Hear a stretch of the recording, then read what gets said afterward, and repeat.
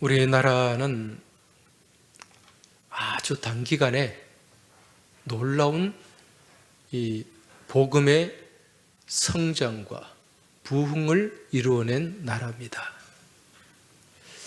그런데 우리나라에 이 복음이 들어온 역사를 살펴보면 다른 나라들과는 굉장히 특별한 차이점이 있는 것을 보게 됩니다. 대개 복음이 전해질 때, 선교가 이루어질 때 먼저 그 땅에 선교사가 들어가게 됩니다. 선교사가 들어가서 그곳에 교회를 세우고 또 복음을 증거하고 또 그렇게 하나님 말씀을 전하게 되는데, 우리나라는 그런 어떤 정통적인 선교의 방향과 흐름에 완전히 맞지 않는, 어떻게 보면 역행하는 그러한 나라라고 할 수가 있습니다. 무슨 얘기인고 하니, 우리나라는 선교사가 들어오기 전에 먼저 말씀이 들어왔어요. 우리말로 번역이 된 성경책이 들어왔고, 선교사가 들어오기 전에 먼저 이 땅에 교회가 세워졌습니다. 여러분들이 잘 아시는 것처럼 우리나라 처음 선교사가 들어왔을 때는 1885년 4월 5일 이날 인천 항구에 언더우드 선교사와 아펜젤러 선교사 내외가 첫 발을 디딤으로 우리나라에 처음 선교사가 입국을 하게 됩니다. 그런데 이 언더우드 아펜젤러 선교사가 들어오기 전에 이미 우리말로 번역된 성경이 우리나라에 있었어요. 1800년대, 1880년대에 영국 스코틀랜드의 존 로스라는 선교사님이 중국의 선교사로 가서 만주 지역에서 선교를 하고 있었습니다. 이때 우리나라에서 만주로 건너간 청년들이 이 선교사님을 만나게 돼요. 그때 만난 청년이 이응찬이라는 청년과 또 서상윤이라는 청년이 이 로스 선교사님을 만나게 됩니다. 이 로스 선교사님이 이 조선에 대한 늘 관심이 있었는데, 이 한국 청년들을 만나서 이제 조선어로, 한국어로 된 성경을 번역하기 시작을 했습니다. 그래서 1882년도에 이 한국어로 된 성경이 번역이 되었어요. 그 성경이 누가복음과 요한복음이었습니다.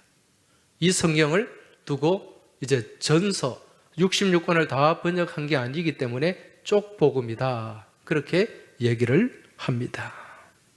그 뒤에 이제 로스 선교사로부터 세례를 받은 서상윤이 이제 의주, 압록강을 건너서 의주로 들어오게 되고, 이제 그곳에서 이 번역한 누가복음, 요한복음 성경을 우리나라에 전하게 됩니다.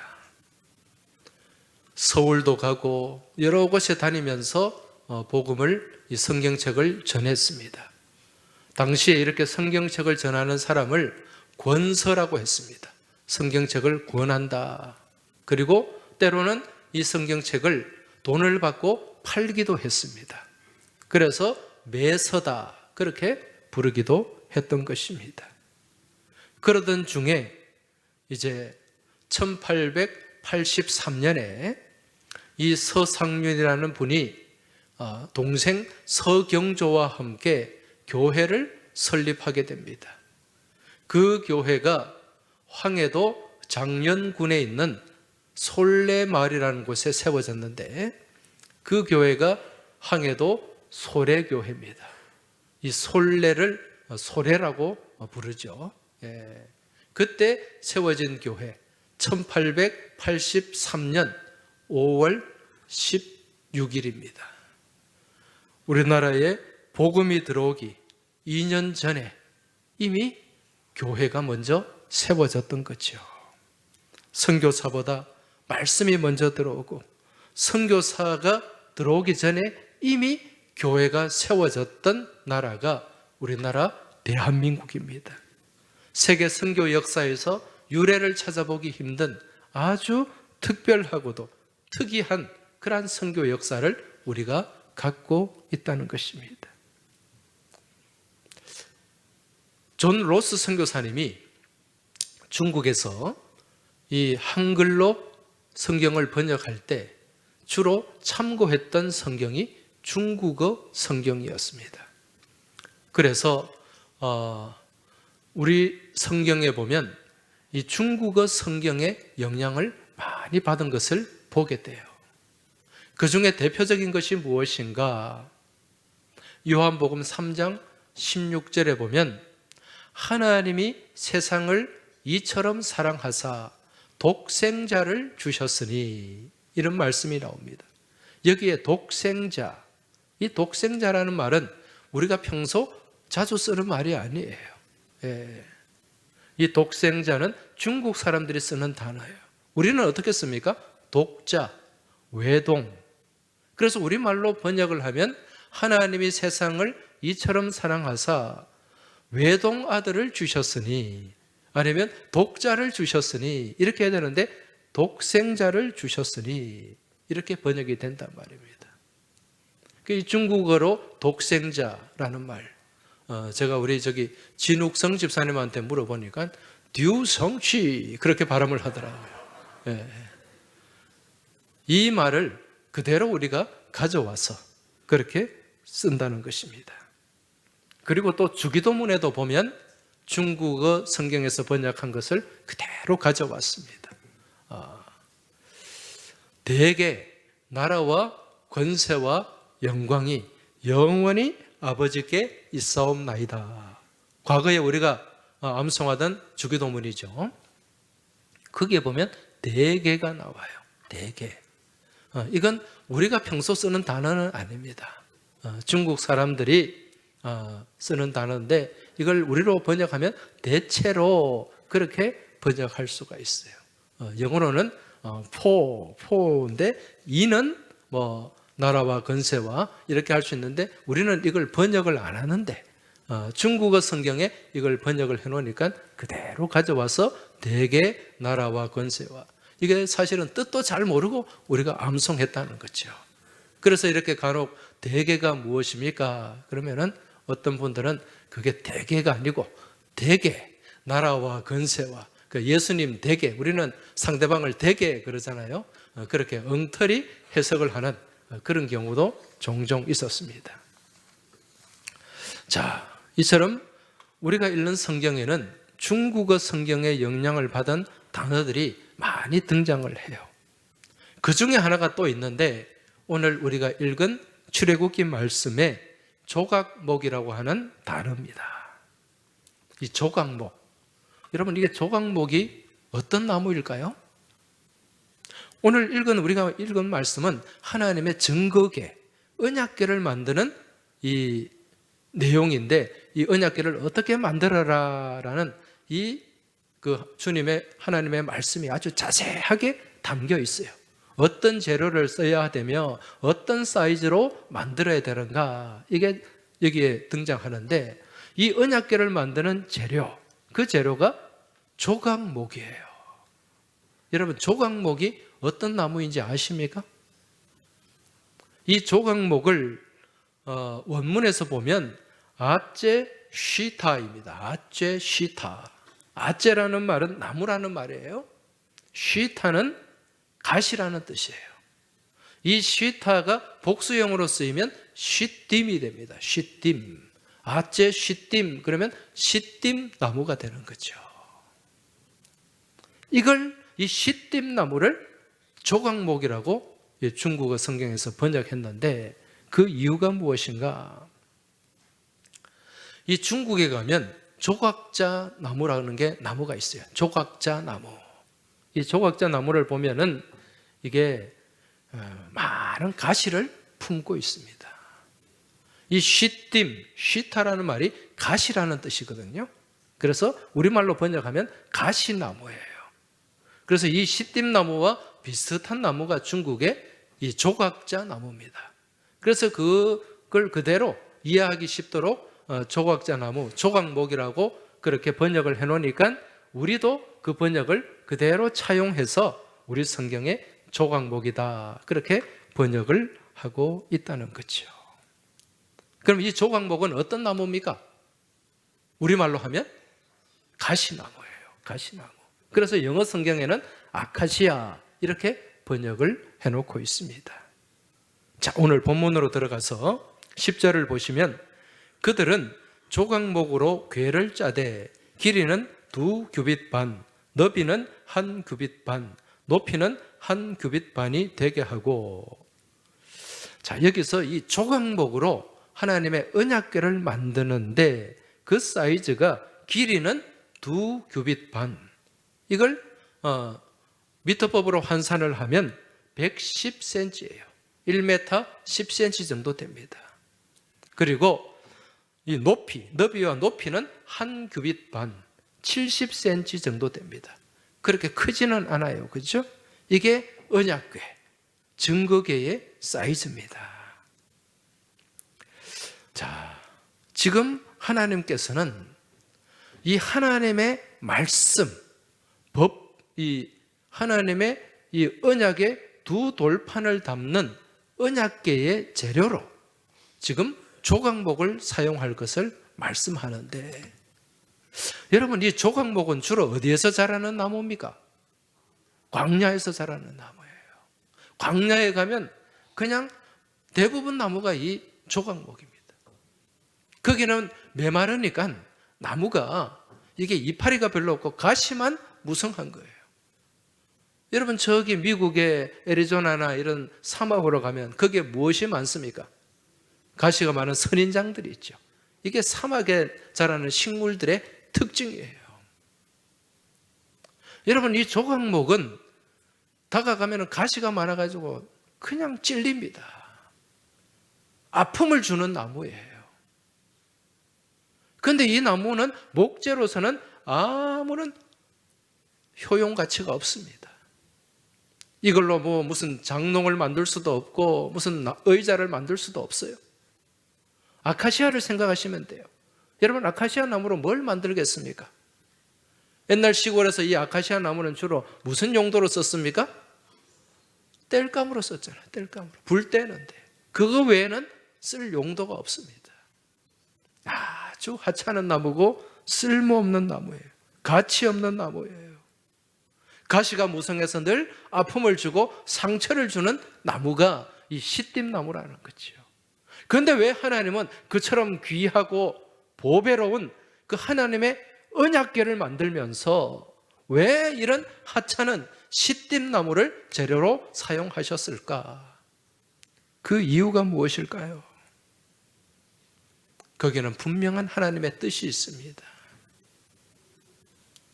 지금 이 언약궤를 시딤나무, 가시나무로 만든 것은 오늘 우리를 바라보면서 우리들 또한 이 조각목처럼, 가시나무처럼 정말 죄와 허물로 오염이 되고 정말 아무짝에도 쓸모없는 존재들이에요.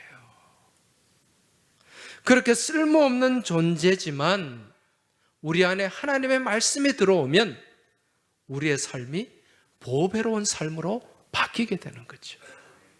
그 가시나무, 쓸모없는 나무에 하나님의 그 언약의 말씀 두 돌판이 들어갔을 때 가장 존귀한 언약궤가 되었듯이 이 땅 가운데서 죄와 허물로 여러 가지 어떤 그런 부족한 모습으로 쓸모없는 우리들 가운데 하나님의 언약의 말씀이 들어가면 가장 존귀하고 보배로운 존재가 된다는 것을 우리에게 보여주시기 위함인 줄 믿습니다. 자, 그런데 하나님께서 이 조각목을 언약궤로 만드실 때 그 조각목 그대로 쓰셨는가? 그렇지가 않아요. 오늘 말씀 보시면 11절에 너는 순금으로 그것을 싸되 그 안팎을 싸고 위쪽 가장자리로 돌아가며 금테를 두르고, 이렇게 말씀하고 있습니다. 그 뒤에도 보면 계속 금고리 넷을 부어 만들어 고리를 만들고 금으로 쌀 것을 말씀하고 있어요. 여러분, 지금 이 하찮은 조각목을 금으로 싸라, 금테를 두르라, 그렇게 명령하고 있습니다. 이유가 뭘까요? 그것은 금이 갖고 있는 상징성이 있기 때문에 그래요. 여러분, 금이 가지고 있는 이 성질이 있습니다. 금이 가지고 있는 특별한 성질이 무엇입니까? 그렇죠, 불변성입니다. 변하지 않는다는 거예요. 옛날에 신라시대 그 왕들의 무덤을 발굴하면 신라, 백제 이런 왕들의 무덤에 많은 부장품이 들어 있습니다. 그 안에는 그 당시 왕이 사용했던 칼도 들어가 있고, 또 말을 탈 때 그 발을 탁 거는 그런 고리들도 들어가 있고, 그런데 그렇게 철제로 만든 그러한 부장품들은 상태가 다 어떻습니까? 다 부식해서 그 형체가 온전하지 못해요. 그런데 금으로 만든 왕관도 있고, 또 금 팔찌도 있고, 금 귀고리도 있고 그렇습니다. 금으로 만든 그 부장품, 왕관이나 금 귀고리, 이것은 상태가 어때요? 원형 그대로 보존이 되어 있습니다. 그걸 다시 발굴해서 이렇게 닦아내면 아주 금 고유의 그 황금빛이 나는 것을 볼 수가 있습니다. 금은 변하지 않는 거예요. 여러분, 성경에 이 금과 같은 분이 있습니다. 금과 같은 분, 누구일까요? 태어날 때 그 동방의 박사들이 예물로 황금을 가지고 왔어요. 그분이 누굽니까? 예수님이죠. 우리 예수님, 어제나 오늘이나 영원토록 변함없으신 분인 줄 믿으시기 바랍니다. 황금과 같은 분이에요. 그래서 히브리서 기자는 히브리서 13장 8절에서 예수 그리스도는 어제나 오늘이나 영원토록 동일하시니라. 할렐루야. 무슨 말씀입니까? 변함이 없다는 거죠. 자, 하나님께서 정말 쓸모없는 조각목, 가치 없는 조각목, 이 조각목에 순금으로 싸게 하셨어요. 순금으로 싸서 금테를 두르고 거기에 하나님의 언약의 말씀을 담게 하셨습니다. 무슨 얘기입니까? 우리의 부족하고 추한 모습을 다 무엇으로 감추어 주셨습니까? 예수 그리스도로 옷 입게 하심으로 다 감추어 주신 줄 믿으시기 바랍니다. 우리의 더럽고 추한 죄와 허물, 예수 그리스도의 보혈을 덮어 주심으로 다 씻어 주신 줄 믿으시기 바랍니다. 그렇게 해서 하나님의 언약의 도구로 사용을 하시는 것입니다. 우리의 부족한 모습, 허물 많은 모습, 이 모습을 그대로 가져와서 그냥 쓰는 것이 아니라 누구로 옷 입게 하셨다? 예수로 옷 입게 하셨다. 우리에게 금으로 감싸주시고 금테를 두르시고 그렇게 하나님의 도구로, 하나님의 일꾼으로 우리를 사용하신다는 것입니다. 여러분, 조각목 버려진 나무입니다. 쓸모없는 나무입니다. 그렇지만은 그 조각목을 금으로 둘러싸시고 금테로 둘러서 그 하나님의 말씀, 언약의 말씀을 거기에 넣음으로 말미암아 여러분, 그 언약궤를 통해서 하나님의 놀라운 역사하심이 나타나지 않습니까? 그리고 그 언약궤가 있는 그 지성소에서 하나님을 만날 수 있는 은혜를 베풀어 주셨습니다. 여러분, 우리 또한 마찬가지입니다. 아무짝에도 쓸모없는 우리에게 예수 그리스도로 옷 입혀주시고 우리 안에 하나님의 언약의 말씀을 담아 주심으로 말미암아 우리가 이 땅에서 버려진 존재로, 쓸모없는 존재로 살아가는 것이 아니라 이 땅에서 가장 존귀하고 보배로운 존재로 우리 하나님을 만나는 그러한 은혜를 우리에게 허락해 주신 줄로 믿습니다. 여러분, 이 언약궤, 조각목으로 만든 이 언약궤 안에 들어가는 세 가지가 있죠. 무엇이 들어갑니까? 그 안에 두 돌판이 들어갑니다. 여기 언약궤 안에 들어가는 세 가지 내용물은 각자 또 담고 있는, 가지고 있는 상징성이 있어요. 영적 메시지가 여기에 담겨 있다는 것입니다. 먼저 언약궤 안에는 두 돌판이 들어갑니다. 여러분, 이 두 돌판, 이 돌판은 모세가 첫 번째 받은 돌판입니까? 두 번째 받은 돌판입니까? 두 번째 받은 돌판이에요. 첫 번째 돌판은 모세가 성질 부리다가 다 깨졌어요.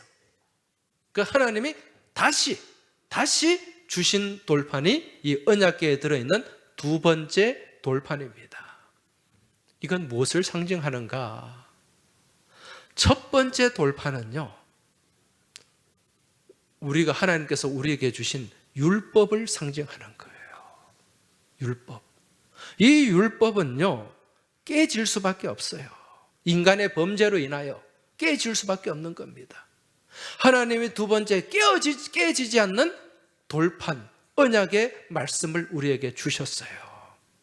그 깨지지 않는 언약의 말씀, 그 약속, 누구를 통한 약속일까요? 그렇죠. 이 땅에 오신 예수 그리스도를 통한 약속. 이 약속은 깨지지 않는 불변의 약속인 줄 믿으시기 바랍니다. 그 의미가 여기에 담겨 있는 거예요. 그리고 또 하나, 이 언약궤에 담긴 게 무엇이죠? 금 항아리가 있죠. 금 항아리 안에 무엇이 담겨 있습니까? 만나가 담겨 있습니다. 여러분, 만나는 뭡니까? 이스라엘 백성들이 광야 생활을 할 때 하나님께서 내려주신 일용할 양식이에요. 이 만나가 나타내고 상징하는 것이 무엇인가? 이 땅에 우리 가운데 오신 생명의 떡으로 오신 예수 그리스도를 예표하는 것입니다. 예수님은 우리의 일용할 양식입니다. 주님의 말씀은 우리의 영혼의 양식인 줄 믿으시기 바랍니다. 우리 예수님은 이 땅에 생명의 떡으로 오셨다. 생명의 만나로 오셨다. 그렇게 말씀하고 있습니다. 자, 그런데 여러분, 구약 성경에 보면 이 만나가 내려요. 이스라엘 백성들이 만나를 막 이렇게 많이 모았습니다. 그렇게 모아놓고 몇 날 며칠 먹으려고 그랬는데 하루 지나고 나니까 만나가 어떻게 돼요? 못 먹어요. 만나는 매일매일 새롭게 내리는 그 양식, 그걸 먹어야 돼요. 이틀 뒤에, 3일 뒤에 만나는 없습니다. 계속 보관할 수 있는 만나는 없습니다. 무슨 얘기인가? 우리가 하나님의 생명의 양식을 받을 때, 여러분, 하나님의 말씀은 매일매일 우리가 먹어야 되는 영혼의 양식인 줄 믿으시기 바랍니다. 이 양식을 우리가 며칠씩 저장해 놓고 오늘 내가 왕창 먹고 한 일주일 견뎌야지, 한 달 견뎌야지, 그거 안 된다는 거예요. 오늘 주일날 받은 말씀을 가지고 내가 일주일 동안 쫄쫄 굶고 이 말씀으로 살아야지, 그거 아니라는 거예요. 물론 오늘 받은 말씀을 가지고 우리가 일주일을 살아내야 되는데 내일 월요일 되면은 또 우리는 새로운 하나님의 말씀, 양식을 받아야 됩니다. 어떻게 받을까요? 새벽기도 나오시면 돼요. 네. 새벽기도 나오실 형편이 안 된다면 집에서 하나님 말씀을 읽으시면 됩니다. 말씀을 묵상하시면 돼요. 그 말씀을 가지고 우리가 하루하루 매일매일 살아가는 양식으로 삼아야 된다는 거죠. 그리할 때 우리의 영이 건강해지고 내 영혼이 잘됨같이 내가 범사에 잘되고 강건하게 되는 복을 누리게 되는 줄 믿으시기 바랍니다. 오늘 하루 주일 말씀 듣고 일주일 내내 쫄쫄 굶다가 오시지 마시기 바랍니다. 그러다가 한 주 빠지면 2주 굶고 한 달 빠지면 한 달 내내 무슨 뱀입니까? 뱀은 뭘 하나 먹으면 한 달 견딘다 그래요. 우리는 하나님의 자녀들입니다.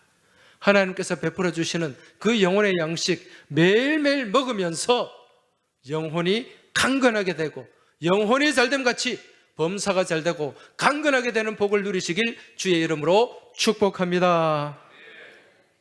그리고 또 이 언약궤 안에 들어있는 게 있죠. 무엇이 들어있습니까? 아론의 쌍난 지팡이가 들어있어요. 여러분, 아론의 직분이 무엇입니까? 대제사장입니다. 이 아론의 쌍난 지팡이는 이스라엘 백성들이 이 아론의 대제사장직을 의심했어요. 인정하지 않았어요. 그로 인해서 하나님 앞에 패역하게 되고, 그래서 하나님께서는 이 아론의 지팡이에 싹을 내고 꽃을 피게 함으로써 하나님의 살아계심을 나타내 보여주셨고, 그리고 아론의 대제사장직을 인정해 주셨던 것입니다. 여러분, 이 증거궤 안에 이 아론의 쌍난 지팡이가 들어있어요. 무슨 의미일까요? 이 땅에 오시는 예수 그리스도는 하나님과 우리와의 관계를 이어주시는 대제사장의 직분을 갖고 오신다는 메시지입니다. 우리는 누구의 이름으로 하나님께 나아갑니까? 예수님의 이름으로.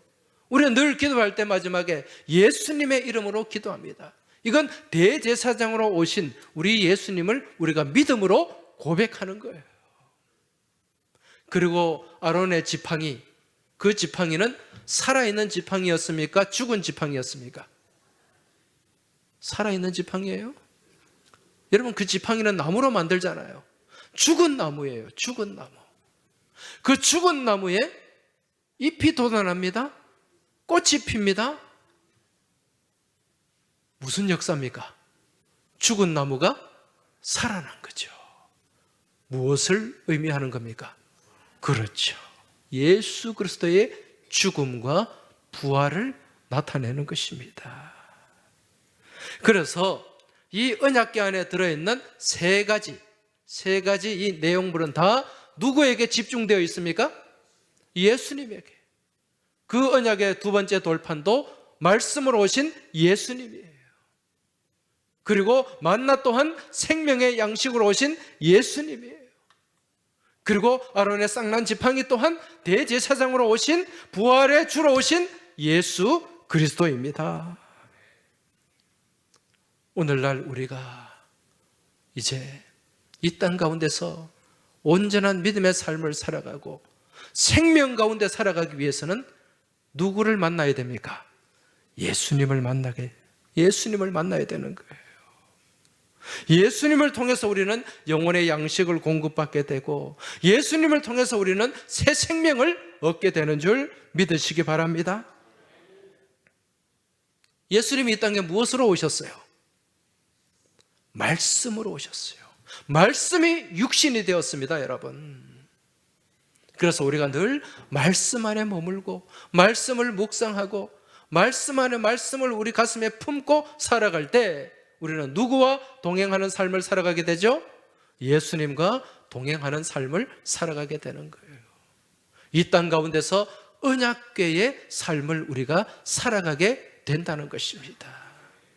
아무짝에도 쓸모없는 그 시띠나무, 가시나무 안에 금태를 두르고 거기에 언약의 말씀을 담았을 때 그 나무 상자가, 아무런 보잘것없고 가치없는 나무 상자가 거룩한 언약궤가 된 줄 믿습니다. 오늘 우리들 또한 마찬가지입니다. 이 시띠 나무처럼 가치없고 존재감 없고 볼품없고 쓸모없는 우리들 안에 생명 대신 예수 그리스도가 함께 하시고 예수 그리스도의 언약의 말씀이 우리 안에 충만할 때 우리가 이 땅 가운데서 능력 있고 권세 있는 언약궤의 삶을 살아가게 되는 줄 믿으시기 바랍니다. 우리가 버려진 존재일지라도요, 정말 말씀 안에서 새 삶을 얻게 되고 능력 있는 삶을 살아가게 된다는 것입니다. 지난 우리가 11월 1일부터 21일까지 다니엘 기도회를 했습니다.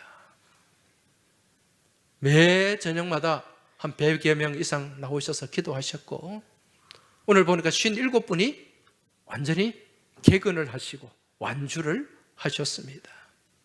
아마 우리 교우들 가정에서 또 유튜브를 통해서 또 그렇게 다 참여하신 줄로 믿습니다. 그런데 이 다니엘 기도에 나오는 강사들 보면은 다 놀란 하나님의 은혜와 체험이 있는 사람들이에요. 그 중에 특별히 9일차에 나온 정민교 목사님이라는 분, 또 19일차에 나온 또 한창수 목사님이라는 분, 이분들의 그 삶을 보면서 참 많은 은혜를 받고 감동을 받았습니다. 이 정민교 목사님은 여기 영도의 흰여울교회 개척을 하셨는데, 시각장애우들을 섬기는 그러한 교회를 또 지금 섬기고 또 담임하고 있습니다. 그런데 이 정민교 목사님 보니까 14살 때, 16살 때 각각 어머니, 아버지를 다 떠나보내고 끝에 고아가 된 거예요. 아무런 소망이 없는 삶을 살았습니다. 그러한 암울한 삶 가운데, 버려진 삶 가운데 예수님을 만나게 되었고, 예수님의 말씀이 그 10년 가운데 채워짐을 통해서 놀라운 그러한 하나님의 은혜를 받게 되고, 지금은 하나님의 말씀을 증거하는 그러한 목회자로서 삶을 살아가고 있다는 것입니다. 그리고 19일 차에 나온 한창수 목사님, 이분은 대구 출신이에요. 대구에 그 유흥업소가 가장 많은 동네, 중구 향촌동. 거기는 옛날에요, 술집, 그 춤추는 디스코텍, 이런 게 그냥 거기 가득합니다. 그래서 이 한창수 목사님 어릴 때 아는 동네 아저씨들 다 이런 막 몸에 그림이 있고, 스미끼리 아저씨, 사시미 아저씨 다 그래 불렀다 그러잖아요. 그 동네에 가면 그 초원의 집이라는, 그 옛날에 저희 고등학교 다닐 때 그 초원의 집 화재 사건이 있었어요.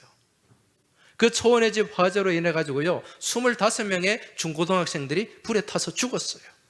그리고 68명이 중화상을 입었습니다. 제가 고등학교 1학년 다닐 때인데 학교가 난리가 났어요. 전교생 다 집합해라. 그래서 인원 파악 다 하고, 다행히 제가 다니는 학교에는 한 명도 그런 일이 없었는데, 주변의 학교들 중에 거기 가서 막 부상당한 애들, 또 불에 타 죽은 애들 많이 있었습니다. 그 초원의 집이 그 한창수 목사님 집 옆에 있었다 그래요. 그런 동네에서 일찍 초등학교 때 어머니 암으로 세상 떠나고, 아버지는 술에 쩔어 있었는데 자식들 다 버리고, 또 돈 벌러 간다고 나가버리고 20년 동안 소식도 없고, 형이 있었는데 형은 또 머리가 좋아서 공부를 잘 했어요. 그래서 서울의 한양공대 가서 입주가해로 가버리고, 누나는 또 그게 너무 힘드니까 또 먼저 시집 가버리고, 이 초등학교 다니는 한창수 어린이 혼자 남겨 버려진 거예요. 소망도 없고 꿈도 없는 그러한 삶 가운데서 어느 날 주일날 친구가, 창수야, 교회 52번 가면 필통 준다, 그 소리 듣고 필통을 갖고 싶어가지고, 제가 초등학교 다닐 때는요 저하고 2살 차이 나는데 필통이 귀했어요. 그것도 자석 필통, 그거는 애들이 갖고 싶은 필통입니다. 그 필통 준다니까요, 그 말에 이끌려가지고 교회라는 곳을 처음 가보게 된 거예요. 그 교회 갔더니 그 교회학교 선생님이 이 버려진 이 아이 한창수를 보고, 창수야, 너는 정말 존귀한 존재다. 들에 들꽃도 하나님이 입히시고 또 공중의 새도 다 먹이시는데 하물며 창수 너일까 보냐. 너는 이 들꽃보다도 공중의 새보다도 더 귀하고 존귀한 존재다. 살면서 그런 얘기를 들어본 적이 없대요. 근데 그 얘기를 들으면서 아, 나는 귀한 존재구나, 나는 복된 존재구나, 그러면서 그때부터 이제 교회를 다니면서 하나님 말씀이 들어오기 시작했고, 또 그 교회가 참 좋은 교회예요. 예. 집사님, 권사님들이 혼자 살아가고 있는 이 아이 먹여주고 또 용돈도 주고, 그렇게 해서 또 고등학교도 다니고, 도저히 대학 갈 형편이 안 되는데 또 공부해서 대학을 가고, 또 어느 집사님이 그 꼬장주에 모아놓은 그 돈 가지고 4년 동안 등록금 다 대주고, 또 신대원 가서 신학을 공부하고, 또 어느 목사님이 유학까지 보내줘가지고 유학을 마치고, 그렇게 돌아와서 대구에 지금 거기 칠곡 쪽에 거기 교회를 개척해서 보니까 아주 건강한 교회로, 말씀 중심 교회로 그렇게 교회가 성장하고 있더라고요. 하나님의 은혜인 줄 믿습니다. 여러분, 이 두 목사님들 초등학교 때 다 버려진 시띠나무와 같은 그러한 존재들이에요. 그런데 그 10년 가운데 원망이 있고 불평이 있고 정말 모든 살아가는 게 부정적인 그런 눈으로 바라볼 수 없는 그 형편과 처지 가운데, 그 어린아이의 10년 가운데 하나님의 복음이 들어가고 말씀이 들어가니까 여러분, 그 인생이 버려진 시띠나무 인생에서 하나님의 언약궤, 하나님의 말씀을 운반하는 언약궤의 삶으로 바뀌게 된 줄 믿습니다. 그런 언약궤를 통해서 하나님이 놀라운 능력을 베풀어 주시잖아요. 이스라엘 백성들이 광야를 뺑뺑 돌다가 이제 가나안으로 들어가려고 할 때 그 앞을 무엇이 가로막고 있었습니까? 요단강이 가로막고 있었어요. 때마침 요단강이 철철 넘쳤습니다. 도저히 건널 수 없는 그런 강이 되어 있었습니다. 그런데 그때 하나님의 언약궤를 맨 제사장들이 믿음으로 그 요단강에 발을 내딛었을 때, 여러분, 그 요단강이 어떻게 되었습니까? 갈라졌습니다. 길이 생겼습니다. 할렐루야. 그 길로 모든 이스라엘 백성들이 가나안 땅에 들어가게 된 거예요. 여러분, 우리가 하나님의 말씀을 우리 안에 품고 이 말씀을 간직하고 언약궤 된 삶을 살아갈 때 우리 앞을 가로막는 그 어떤 역경과 환난과 그러한 요단강 같은 그러한 창수와 더불어서 광야가 기다리고 있을지라도 우리 하나님은 그 요단강에 길을 내시고 그 광야 가운데 길을 내시는 하나님이신 줄 믿으시기 바랍니다. 누구와 동행할 때? 주님과 동행하고 말씀과 더불어 살아갈 때, 그래서 우리는 늘 말씀을 붙잡아야 되는 거예요. 말씀을 의지해야 되는 것입니다. 이 말씀과 함께 주님께서 가라고 명령하시면, 주님 말씀하시면 내가 나아가고, 주님이 아니다, 여기서는 멈춰야 된다, 그렇게 말씀하시면 주님 뜻이 아니면 멈추는 그러한 순종의 삶, 순복하는 삶을 살아갈 때 여러분, 우리 안에 하나님의 은혜가 넘쳐나게 되고 하나님의 권세가 가득하게 되고 그 은혜와 능력 가운데서 날마다 승리하는 삶을 살아가게 될 줄 믿습니다. 이번 한 주간에도 말씀에 순종하고 순복함을 통해서 날마다 승리하는 여러분과 저의 복된 삶이 되시길 주의 이름으로 축복합니다. 이제 이 시간 우리 믿음의 고백을 담아서 우리 같이 찬송하며 또 기도하며 나가겠습니다. 주님 말씀하시면 내가 나가겠습니다. 광야길이라고 할지라도 요단강이 가로막아도 내가 나가겠습니다. 하지만 아무리 좋아 보이는 길일지라도 주님 뜻이 아니면 내가 당장 멈추겠습니다. 주님 말씀에 순종하고 순복하는 삶을 내가 살아가겠습니다 라는 고백을 담아서 우리 같이 찬송 드리겠습니다.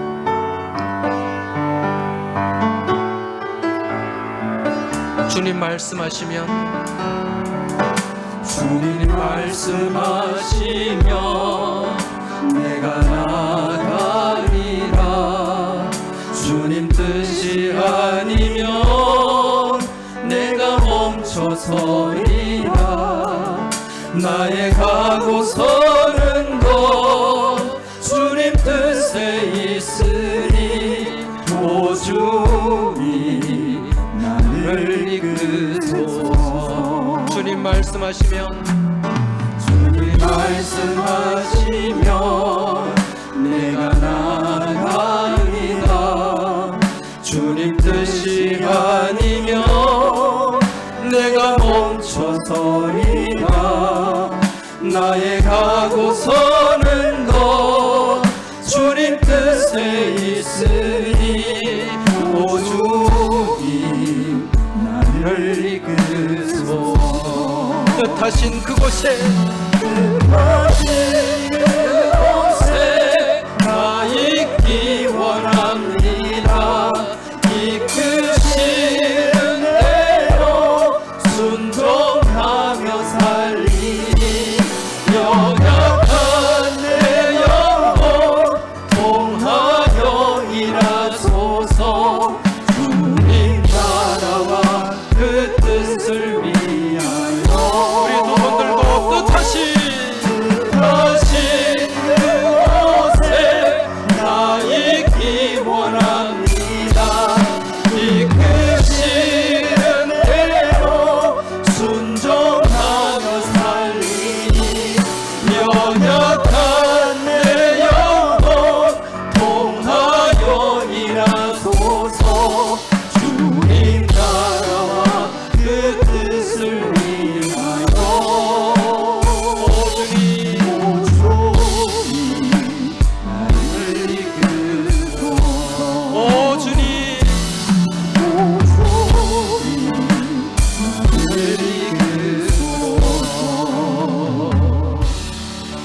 이제 이 시간 우리 같이 기도드리겠습니다. 여러분, 기도가 좀 서툴러도 괜찮아요. 기도 좀 유창하게 못해도 괜찮습니다. 더듬거려도 우리 하나님 그 기도 다 들어주십니다. 남의 기도 듣지 마시고 내 기도 하시기 바랍니다. 입술을 열어서 기도해야 우리의 기도가 점점 늘게 되고 기도가 자연스러워지게 됩니다. 이 시간 같이 우리 입술을 열어서 통성으로 기도하며 하나님께 나아가겠습니다. 우리 하나님께 기도하실 때 하나님 아버지, 시띠나무와 같이 가시나무와 같이 늘 다른 사람에게 상처 주고 아픔 주는 쓸모없는 존재, 버려진 존재 나 자신을 사용하여서 하나님의 말씀을 담아주시고 그 말씀 안에서 언약게 된 삶을 살아가게 하시니 감사합니다.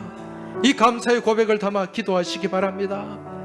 그리고 이제 내가 이 땅 가운데서 언약게 된 삶을 살아가며 능력 있고 권세 있는 삶을 살며 어떤 역경과 어떤 환난이 내 앞을 가로막을지라도 주눅들지 않겠습니다. 두려워하지 않겠습니다. 멈춰서지 않겠습니다. 믿음으로 요단강을 향해 발을 내딛겠습니다. 이 고백과 함께 광야의 길을 내시는 우리 하나님을 바라보며 믿음으로 나아가겠습니다. 이 간절한 고백을 담아서 우리 하나님 앞에 같이 기도하며 나아가겠습니다. 주여 한번 외치고 합심해서 통성으로 기도하겠습니다. 주여! 살아서 역사하시는 아버지 하나님, 오늘 저희들에게 말씀 주심에 감사합니다. 이 말씀을 붙잡게 하여 주옵소서. 이 말씀을 의지하게 하여 주옵소서. 이 말씀을 저희 가슴에 담게 하여 주시옵소서. 하나님 말씀 담고 이 땅 가운데 언약궤 된 삶을 살아가게 하여 주옵시고 그 언약궤를 통해 주신 하나님의 권세와 하나님의 권능이 우리 삶 가운데 충만하게 하여 주시옵소서. 어떤 환난과 어떤 역경과 어떤 고난이 우리 앞을 가로막을지라도 주눅들지 않게 하여 주옵소서. 두려워 떨지 않게 하여 주옵소서. 주저앉지 않게 하여 주옵소서. 광야 가운데 길을 내시고 요단강을 갈라지게 하시는 우리 하나님의 권능과 권세를 의지하여 주님 믿고 나아가는 저희 모두가 되게 하여 주옵시고 광야의 길을 내시는 그 길을 우리가 믿음으로 찬송하며 걸어가게 하여 주시옵소서. 이번 한 주간에도 이 말씀 붙잡고 승리하는 저희 모두가 되길 소망합니다. 주님 저희와 함께하여 주시옵소서. 하나님 아버지, 아무짝에도 쓸모없고 버림받은 존재인 여기저기 가시가 삐죽삐죽 튀어나와서 상처를 주고 아픔을 주고 눈물 흘리게 했던 쓸모없는 저희들, 이 시뜬 나무와 같은 저희들 안에 하나님 말씀 넣어주심에 감사를 드립니다. 저희들의 심령 가운데 하나님의 말씀을 담게 하심에 감사합니다. 아무짝에도 쓸모없는 저희들이 이 땅 가운데서 권세 있는 언약궤의 삶을 살아가게 하심에 감사합니다. 아버지 하나님, 이 언약궤를 통한 능력과 권세가 저희 안에 충만하게 하여 주시고, 어떤 역경과 어떤 환난과 어떤 고난이 우리 앞을 가로막을지라도 광야의 길을 내시고 요단강을 갈라지게 하시는 하나님을 바라보고 믿고 의지하며 그 길을 걸어가게 하여 주시옵소서. 이번 한 주간도 말씀 안에서 순종하고 순복하는 가운데 승리하는 저희 모두가 되길 소망하며 우리 주님 예수 그리스도 이름으로 기도하옵나이다. 아멘.